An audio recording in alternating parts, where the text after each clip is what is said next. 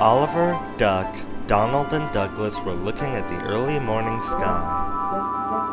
Everyone's so much happier when springtime comes, said Oliver. Everyone except Sir Topham Hatt, grumbled Douglas. He seems to be working us harder than ever. I'm tired of these coastal runs. He just wants everything to be ready for the holidays, replied Duck. Anyway, salty air makes me all cheerful in my smoke box. Pah, snorted Donald. It's the countryside that really gets me fired up. It's the only place to be. And the twins puffed away to collect their fuel trucks from the docks. Duck and Oliver had to take some empty trucks to the scrapyards. Oliver never liked visiting the scrapyard since he had been saved from scrap. It's the last place I want to go, he thought. As the engines were shunting their trucks into a siding, they saw an old coach. She looked very sad. You're a Great Western Clerestory coach, cried Oliver. What are you doing here? They called me Old Slow Coach and told me I wasn't useful anymore. Now only the mice ride in me. Well, you may be dusty, but you look in perfect shape. The yard manager appeared. Come along, I have trucks for you to take away. Excuse me, said Oliver's driver. Can you tell us about this coach? Old Slow Coach? She's been here for years. She'll be broken up when we find the time. The Great Western engines were dismayed. I wish that old coach could be rescued like me, said Oliver. We'll try and help her, replied Duck, but he didn't know how. Meanwhile, Donald and Douglas were enjoying themselves. This is the life, they chortled. But they were heading for trouble.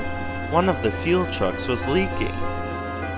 Then, suddenly, it caught fire. Help! Cried the twins. They reached a siding, and the driver gave the alarm. It's fuel, and it's dangerous! As Oliver and Duck approached the junction, they saw the smoke and a guard waving a red flag. Sparks from Douglas's funnel have set the fuel trucks ablaze, he called. The firemen have got things under control, but it's quite a mess.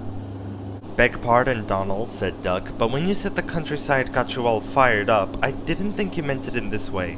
Ha! Snorted Donald. It was old Dougie's fault, not mine. Don't blame me, argued Douglas. It was the stupid truck's fault. It's safe to proceed now, called a fireman. Oliver and Duck puffed slowly by. Now they felt sorry for the twins. It wasn't long before they reached the station. Later, as they were having a long drink at the water towers, they suddenly heard a commotion. What's the matter? Duck asked. It's another fire at the workman's hut, replied Duck's driver. We better see what we can do.